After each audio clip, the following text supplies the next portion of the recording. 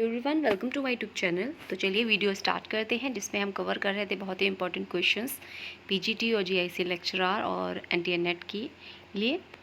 तो ये जो क्वेश्चन है आपका वो है फूको से रिलेटेड। अभी तक आपने हमारा चैनल नहीं सब्सक्राइब किया तो please subscribe my channel, press the bell icon. Any query any suggestion तो कमेंट बॉक्स में मेंशन कर सकते हैं, और वीडियो अच्छी लगे तो लाइक ज़रूर करें और अपने फ्रेंड के साथ शेयर करें। तो चलिए स्टार्ट करते हैं। क्वेश्चन नंबर हमारा 45 है। ये सीरीज़ काफ़ी टाइम से चल रही है और प्रीवियस ईयर के क्वेश्चन पेपर आपने पीजीटी के नहीं देखे तो आप उसे भी विज़िट कर सकते हैं।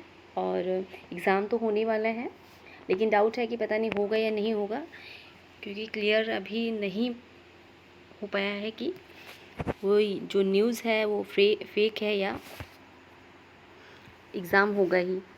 तो अपनी प्रिपरेशन करते रहिए। तो क्वेश्चन नंबर जो हमारा है 45, ठीक है। क्वेश्चन नंबर 45 है, किसने कहा कि आधुनिक व्यक्ति एक पशु है जिसकी राजनीति उसके जीवित व्यक्ति से संबंधित अस्तित्व पर प्रश्न चिन्ह लगाती है। तो ये जो कॉन्सेप्ट है ये किसने कहा है, प्रश्न चिन्ह अस्तित्व पर लगाती है, तो ये कहा है फूको जी ने, ठीक है। फूको जी ने पागलपन, सेक्सुअलिटी की बात की है। तो मैं अलग से वीडियोस लेके आऊँगी जो हम मॉडर्न थिंकर जो हमारे हैं, जो एनटीए नेट में, पीजीटी में, जीआईसी लेक्चरर में दिए हुए हैं, तो उनको मैं कवर करूँगी। और इंडियन थिंकर को हमने कवर कर लिया है, तो आपने वो वीडियो नहीं देखी हैं तो आप देख सकते हो, प्लेलिस्ट में है। और डिस्क्रिप्शन में मैं टेलीग्राम का चैनल मैं वो उसका लिंक सेंड कर दूँगी, तो आप वहाँ से डायरेक्ट विज़िट कर लीजिएगा। और कोई भी टॉपिक होता है तो हम उसकी पीडीएफ वगैरह वहाँ पर अपलोड कर देते हैं, तो आप वहाँ से फाइंड आउट कर सकते हैं। और कोई क्वेरी एंड सजेशन हो तो कमेंट बॉक्स में मेंशन कर सकते हैं। तो चलिए स्टार्ट करते हैं। तो देख तो रहे थे हम फूको जी को। तो फूको जो हैं इन्होंने काफ़ी बुक्स लिखी हैं, जैसा कि मैंने बताया पागलपन और सेक्सुअलिटी की बात करते हैं। ये हमारे मॉडर्न थिंकर हैं, ये मिशेल फूको। फूको को फूकोल्ट भी कहते हैं। तो कहीं आपको फूको मिलेगा तो कहीं फूकोल्ट देखने को मिलेगा, ठीक है। और डिसिप्लिन जो है, डिसिप्लिन एंड पनिशमेंट इन्हों की बुक है। और इनकी सेक्सुअलिटी, हिस्ट्री ऑफ सेक्सुअलिटी है। मैडनेस एंड सिविलाइजेशन है, एग्ज़ाम में पूछी भी गई है ये बुक, ठीक है। बर्थ ऑफ क्लिनिक है, सीक्वेंस में पूछ लिया गया था, तो इसलिए आप बुक्स वगैरह भी यदि याद कर रहे हैं, लर्न कर रहे हैं, तो उसको सीक्वेंस में याद रखिए कि सबसे पहले इस थिंकर ने कौन सी बुक लिखी, उसके बाद इस तरीके से सीक्वेंस में, क्योंकि इस तरीके से आ जाएगा कि आप सीक्वेंस में से रखिए बुक्स जो इन्होंने लिखी हैं। तो इस तरीके से भी आपको याद रखनी है। तो कई सारी बुक्स हैं इनकी, तो अलग से मैं वीडियो लेके आऊँगी हर थिंकर की, जो इंडियन थिंकर है हमारे, उनकी तो मैंने बुक जो वीडियोस वगैरह हैं बनाई हैं, तो आप उसे भी चेकआउट कर सकते हैं। और मॉडर्न थिंकर की अभी नहीं बनाई है, तो हम सीक्वेंस से वो भी वीडियो लेके आएंगे जैसे आपकी डिमांड होगी, ठीक है। चलिए नेक्स्ट क्वेश्चन देखते हैं। निम्नांकित व्यवस्थाओं के उद्गम का सही क्रम क्या है? ग्रामीण, जनजातीय, उत्तर औद्योगिकी और औद्योगिक। नीचे दिए गए कूट की सहायता से सही उत्तर का चयन कीजिए। तो आंसर जो हमारा राइट है वो है आपका सी, दूसरा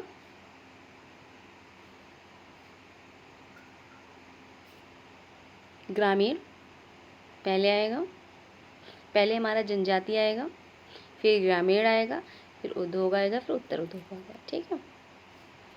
देख लेते हैं। जनजातीय समाज जो होता है पशुपालक, चारवाहक, शिकारी, झूम खेती पर आधारित होता है। ग्रामीण समाज कृषि और उससे संबंधित कार्यों पर आधारित होता है। औद्योगिक समाज उद्योग पर आधारित समाज होता है। औद्योगिक समाज में जो सेवा क्षेत्रों की प्रधानता होती है, ठीक है। नेक्स्ट क्वेश्चन है 47, किसने समाजों का वर्गीकरण सरल, मिश्रित, दोहरे मिश्रित और तिहरे मिश्रित में व्यक्त किया है, प्रस्तुत किया है? तो ये किया है हमारे जो हैं स्पेंसर जी, इन्होंने, ठीक है। ये हमारे क्लासिकल थिंकर है, ये भी क्लासिकल है और ये भी क्लासिकल। गॉफमैन जी जो हैं ये संरचनावादी हैं। इरविन गॉफमैन सिंबॉलिक इंटरेक्शन से रिलेट करते हैं, प्रतीकात्मक अंतःक्रियावाद से। गॉफमैन ने फ्रंट स्टेज और बैक स्टेज की बात की है। इनका कॉन्सेप्ट भी हम ये वीडियोस बनाई है, तो आप उसे भी देख सकते हैं। बैक स्टेज और फ्रंट स्टेज क्या होता है। और जब हमारे ये स्पेंसर हैं, ये भी हमारे ये हमारे क्लासिकल थिंकर हैं स्पेंसर जी, ठीक है। इन्होंने उद्विकासी का सिद्धांत दिया है स्पेंसर जी ने। और आगे देख लेते हैं। स्पेंसर ने उद्विकास के जो सिद्धांत का प्रतिपादन करते हुए कहा कि जो मानव समाज जीवों की तरह उद्विकास करता है एवं सरल अवस्था से जटिल अवस्था की ओर जाता है या बढ़ता है, इसी आधार पर उन्होंने उद्विकास के चरणों को, जो ये विकास इन्होंने उद्विकास का सिद्धांत दिया, इसी के आधार पर इन्होंने कहा कि जैसे जीव होते हैं, उत्पत्ति होती है, फिर वो चेंजिंग होती है उसकी, सरल होते हैं, फिर मिश्रित बन जाते हैं, फिर दोहरे मिश्रित होते हैं, फिर तिहरे मिश्रित में, तो इस तरीके से उनकी रचना बढ़ती है। तो इसी तरीके से विकास के आधार पर इन्होंने चरणों को विभाजित किया, सरल, मिश्रित, दोहरे मिश्रित और तिहरे मिश्रित में, ठीक है। चलिए नेक्स्ट क्वेश्चन देखते हैं। कथन दिए हुए हैं। आधुनिक समाज में सहयोग सामाजिक सुदृढ़ता का आधार है। आधुनिक समाज समरूपता युक्त है। तो क्या होगा? आधुनिक समाजों में सहयोग सामाजिक सुदृढ़ता का आधार है, क्योंकि आधुनिक समाज समरूपता युक्त है। क्या राइट होगा? तो इसका जो आंसर है आपका वो है सी। ए सही है पर आर गलत है। जो हमारा आधुनिक समाजों में सहयोग सामाजिक सुदृढ़ता का आधार है, ये सही है, लेकिन जो आधुनिक समाज समरूपता युक्त है, ये गलत है, ठीक है। व्याख्या देख लेते हैं। आधुनिक समाज सहयोग पर आधारित होता है, परंतु यह सहयोग द्वितीयक सहयोग या अप्रत्यक्ष सहयोग पर आधारित होता है। लेकिन आधुनिक समाज समरूप नहीं होता, बल्कि विषम रूप होता है, और यह विभिन्न विभिन्न प्रकार के सामाजिक समूह पाए जाते हैं इसमें, और इन समूहों में समानता और असमानता दोनों पाई जाती है, ठीक है। नेक्स्ट क्वेश्चन है। निम्नांकित सिद्धांतकारों में से जो दुर्खिमियन सोशियोलॉजी है लिखी है, किसने? मर्टन ने लिखी, कॉलिंस ने, रेंडॉल्फ कॉलिंस ने लिखी, या डेनिस रॉन्ग ने लिखी, या एंथोनी गिडिंग्स? तो आंसर जो हमारा है एंथोनी गिडिंग्स। एंथोनी गिडिंग्स ने दुर्खिम के बारे में, कार्ल मार्क्स के बारे में, वेबर के बारे में भी लिखा है अपनी, ठीक है। और ये हमारे जो थिंकर हैं, मॉडर्न भी थिंकर कहे जाते हैं। कॉलिंस थी, ये एंथोनी गिडिंग्स। कॉलिंस तो हमारे कार्ल मार्क्स के से फॉलोवर हैं हमारे, ये रेडिकल प्रोस्पेक्टिव जो हमारे हैं मार्क्सियन, तो उनको फॉलो करते हैं। कॉलिंस जी। मर्टन जो हैं, इन्होंने भी प्रकट प्रकार अप्रकट प्रकार संदर्भ समूह की अवधारणा दी है, ठीक है। चलिए आगे देख लेते हैं।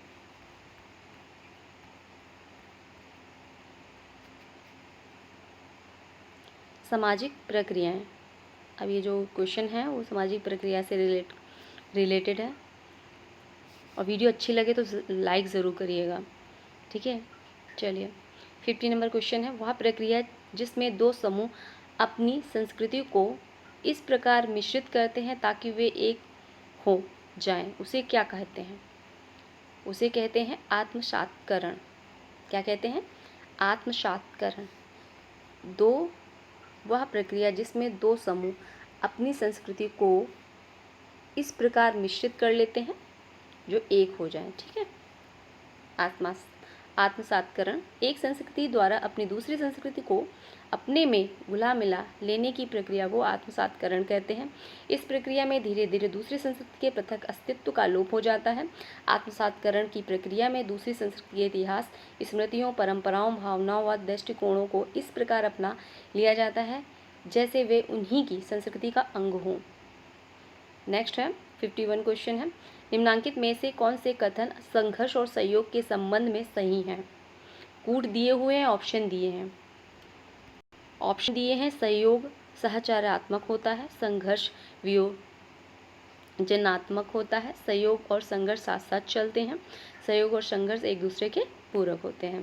कूट दिए हैं, बताइए आंसर। तो आंसर जो हमारा है डी, वो कैसे है? जो सहयोग है सहचारात्मक होता है और संघर्ष विनियोजनात्मक होता है। आगे व्याख्या देख लेते हैं, स्पष्ट रूप से समझ में आ जाएगा।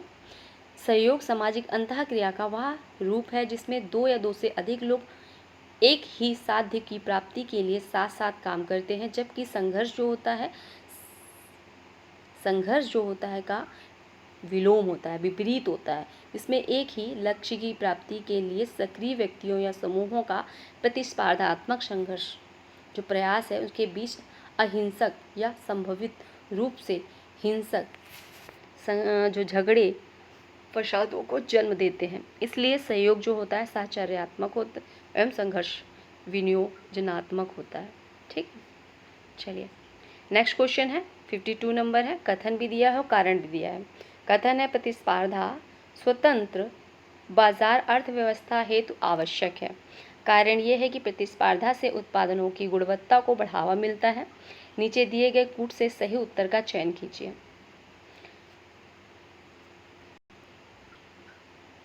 तो आंसर जो है हमारा वो है ए। दोनों कॉन्सेप्ट का कथन और कारण दोनों सही हैं और व्याख्या भी सही है। प्रतिस्पर्धा जो होती है एक अचेतन एवं निरंतर प्रक्रिया है जो किसी सीमित लक्ष्य की प्राप्ति के लिए होती है। प्रतिस्पर्धा सामाजिक प्रतिमानों के अनुसार होती है। प्रतिस्पर्धा में गुणात्मक को प्रदर्शित करने का पूरा अवसर मौजूद होता है। जिस उत्पादन में गुणवत्ता अधिक होती है वही उत्पादन बाजार में अधिक दिन तक जीवित रहता है। ठीक है, चलिए नेक्स्ट क्वेश्चन है। निम्नलिखित संगठनों में कौन प्रतिस्पर्धा और संघर्ष पर आधारित है? नातेदारी संगठन, एक धार्मिक संगठन, एक औद्योगिक संगठन, एक सजातीय संगठन। तो आंसर जो हमारा राइट है वो है आपका डी, सजातीय संगठन। व्याख्या भी देख लेते हैं। प्रतिस्पर्धा एवं संघर्ष औद्योगिक संगठन का अभिन्न अंग होता है। प्रतिस्पर्धा औद्योगिक संगठन में एक आम घटना है और जब कभी प्रतिस्पर्धा व्यक्तिगत हो जाती है तो वह संघर्ष का रूप ले लेती है, जबकि नातेदारी संगठन है और धार्मिक संगठन या जातीय संगठन पर सहयोग पर आधारित होती है। कभी कभी इन संगठनों में संघर्ष जो होता है पैदा हो जाता है, लेकिन इसमें प्रतिस्पर्धा के तत्व नहीं पाए जाते। ठीक है, फिर से कथन और कारण वाला क्वेश्चन आ गया है, तो इस तरीके से भी क्वेश्चन बनते हैं। तो देख लेते हैं। समकालीन समाज में एक विवाह प्रथा ही सर्वाधिक सर्वमान्य प्रारूप है, जो सर्वाधिक सामान्य प्रारूप है, क्योंकि एक विवाह प्रथा से महिलाओं की जो परिस्थिति है उन्नति होती है परिस्थिति में। तो सही है भाई, आर और ए और आर दोनों सही है। स्पष्टीकरण बताइए, या ए और आर दोनों सही हैं परंतु ए आर जो आर है का सही स्पष्टीकरण नहीं है। ए सही है किंतु आर गलत है, ए गलत है किंतु आर सही है। तो बताइए क्या होगा? जो समकालीन समाज में एक विवाह प्रथा ही सर्वाधिक थी, तो क्या सही है ए वाला? पहले तो ऐसा नहीं था, अब है, तो ये सही है, ये गलत है। ठीक है, तो ए सही, ए आर सही और ए गलत है, ए गलत और आर सही है, तो आंसर हमारा होगा डी। ठीक है, व्याख्या भी देख लेते हैं। समकालीन समाज में स्त्री पुरुष को समान आर्थिक एवं सामाजिक अवसर प्राप्त होते हैं, इसलिए सामाजिक तौर पर इसमें एकल विवाह ही ज़्यादातर पाए जाते हैं। निश्चित ही एकल विवाह में स्त्रियों की स्थिति अच्छी होती है और उन्हें सामाजिक आर्थिक निर्णय का अधिकार प्राप्त होता है। निम्नांकित में से कौन तृतीयक नातेदार है? पितामह, ससुर का भाई, साली, पिता का भाई। व्याख्या दी हुई है, तो आंसर जो हमारा है वो है ससुर का भाई। द्वितीयक जो नातेदारी की प्राथमिक नातेदारी तृतीयक नातेदारी कहलाती है। द्वितीयक नातेदारी की प्राथमिक नातेदारी तृतीयक नातेदारी कहलाती है। ससुर का जो भाई है, ससुर द्वितीयक नातेदारी है और उसका भाई उसके लिए प्राथमिक है, इसलिए ससुर का भाई स्वः का तृतीयक नातेदारी, ठीक, नातेदार है। नेक्स्ट है, बुक दी हुई है joint family in urban setting. तो ये जो अर्बन सेटिंग बुक है ये किसकी है? ज्वाइंट फैमिली की। ऑप्शन दिए हुए हैं कपाड़िया हैं, निवास हैं, रॉय हैं, रोश हैं। तो आंसर हमारा रॉय है, SC. Roy, KS. Roy. KM. Kapadia ने भारतीय परिवार का अध्ययन किया और उन्होंने भारतीय संयुक्त परिवार की विशेषताओं का भी वर्णन किया है। भारतीय नातेदारी संबंधों पर भी उन्होंने किताब लिखी है। तो a the joint family in India, ये किसकी बुक है? AR देसाई की। और यहाँ पे क्वेश्चन कौन सी बुक है? Joint family in urban setting, SC Roy. ठीक है, अर्बन सेटिंग है, ये की पॉइंट है। किसका है? SC रॉय का। और ये क्या है? The joint family in India, AR Desai. Marriage and family in India, Kapadia ji की है। हिंदू किंगशिप, कपाड़िया जी की है। Hindu social organisation, PN Prabhu की है। ठीक है, चलिए नेक्स्ट क्वेश्चन है, नातेदारों के अंतर्वैयक्तिक संबंधों को कौन सी व्यवस्था संचालित करती है? जन्मानी व्यवस्था, जाति व्यवस्था, वर्ण व्यवस्था, नातेदारी व्यवस्था। तो आंसर जो हमारा राइट है वो है डी, नातेदारी व्यवस्था जो है अंतर्वैयक्तिक संबंधों को व्यवस्थित रूप से संचालित करती है। व्याख्या देख लेते हैं। खून का रिश्ता या शादी के बंधन से जुड़े लोगों के संबंधों को नातेदारी कहते हैं। ठीक है, नातेदारी व्यवस्था के द्वारा अंतर्वैयक्तिक संबंध स्थापित होते हैं। जजमानी व्यवस्था अंतःजातीय इस व्यवस्था है। जाति व या वर्ण सामाजिक स्थिरीकरण की एक व्यवस्था है। ठीक है, अब हम क्वेश्चन देखेंगे सामाजिक स्थिरीकरण से रिलेटेड। भारतीय समाजशास्त्रियों में किसने जाति व्यवस्था का अध्ययन कर या उच्चारित किया है कि भारत में जाति जो है इंडो आर्यन संस्कृति की ब्राह्मण संतान है। उसका पालन जो हुआ है, जिसका पालन पोषण गंगा और यमुना के मैदान में हुआ है, उसके उपरांत वह देश के अन्य भागों में स्थानांतरित हुई है। तो ऑप्शन दिए हुए हैं, कौन है? घुरिये जी, TS घुरिये ने। ठीक है, व्याख्या देख लेते हैं। सेनार्ट ने कहा कि जाति व्यवस्था को प्राचीन आर्य संस्थाओं से होने वाला सामान्य विकास बताया है। बनर्जी ने जो जाति व्यवस्था की स्थापना इंडो यूरोपियन विजेताओं द्वारा की गई है ऐसा बताया है। शरद चंद्र ने जाति व्यवस्था की उत्पत्ति में एक तरफ इंडो आर्यन वर्ण व्यवस्था बताई है। ठीक है, चलिए नेक्स्ट क्वेश्चन देखते हैं। सामाजिक स्थिरीकरण एक सूचक है, किसका है? ऑप्शन दिए हुए हैं, तो आंसर जो हमारा है वो है सामाजिक असमानता का। तो इस संस्तरण से, सामाजिक संस्तरण से क्या होता है? ऊंच नीच की भावना पैदा होती है, सीक्वेंस हो जाता है। सामाजिक संस्तरण एक विशिष्ट प्रकार के सामाजिक विविधीकरण की एक व्यवस्था है जिसमें सामाजिक पदों की ऊंच नीच पर आधारित श्रेणीबद्धता होती है। इन सामाजिक पदों के जो धारक होते हैं सामाजिक तत्वों की दृष्टि से एक दूसरे से उच्चता और समानता और भिन्नता का व्यवहार करते हैं। वह संस्तरण असमानता को जन्म देती है। ठीक है, चलिए नेक्स्ट क्वेश्चन है 60 नंबर। भारत में सामाजिक परिवर्तन के संदर्भ में जाति को एक सांस्कृतिक कोटि के रूप में किसने वर्णित किया है? तो ऑप्शन के अकॉर्डिंग जो आंसर हमारा है वो है डी, MN श्रीनिवास ने। भारत में सामाजिक परिवर्तन के संदर्भ में जाति को सांस्कृतिक कोटि के रूप में किसने वर्णित किया है? तो हमारे जो इंडियन थिंकर श्रीनिवास जी हैं, इन्होंने किया है। श्रीनिवास ने भारत के अग्रणी समाजशास्त्री हैं, ये इंडियन थिंकर हैं। ठीक है, इन्होंने भारतीय समाज का अध्ययन सांस्कृतिक आधार पर किया है। इन्होंने अवधारणा भी दी है जो बहुत इम्पॉर्टेंट है, आपको याद रखनी है। सांस्कृतिकरण की, प्रभु जाति की, पश्चिमीकरण आदि का इन्होंने आधार मानकर संस्कृत को प्रस्तुत किया है। आगे देखते हैं, नेक्स्ट क्वेश्चन है, निम्नलिखित में से किसने स्त्रीकरण के प्रकारात्मक सिद्धांत को स्थापित असमानता के रूप में व्यक्त किया? असमानता के रूप में तो कौन है वो? Davis and Moore. एग्जाम में आया था ये क्वेश्चन। सामाजिक संस्करण का जो प्रकारवादी सिद्धांत है Davis and Moore, Parson, Truman आदि ने दिया है। डेविस और मूर का संस्करण का जो सिद्धांत भूमिका ग्रहण और भूमिका निर्वहन पर आधारित होता है। व्यक्ति की परिस्थिति उसकी भूमिका निर्वाह की दक्षता पर निर्भर करती है। जिसका अच्छा भूमिका का निर्वाह उतना ही उच्च सामाजिक पद है। ठीक है, चलिए नेक्स्ट क्वेश्चन देखते हैं। ये लास्ट क्वेश्चन है। नेक्स्ट वीडियो में हम और इसी तरीके से क्वेश्चन लेके आएंगे, तो इस क्वेश्चन को देख लेते हैं।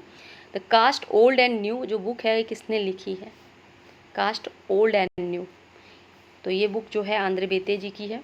ठीक है, ये भी हमारे इंडियन थिंकर हैं आंद्रे बेत्ते, और वीडियो मैंने बताई है इंडियन थिंकरों से रिलेटेड उनकी बायोग्राफी और उनकी बुक्स वगैरह सभी इंक्लूड कर रखा है मैंने उस वीडियो में, तो आपने नहीं देखी तो प्लीज़ विजिट। और कोई क्वेरी सजेशन हो तो कमेंट बॉक्स में मेंशन कर सकते हैं, और वीडियो कैसी लगी कमेंट बॉक्स में बताइएगा, और अच्छे लगे तो लाइक ज़रूर करें। नेक्स्ट वीडियो में फिर मिलते हैं। Thanks for watch.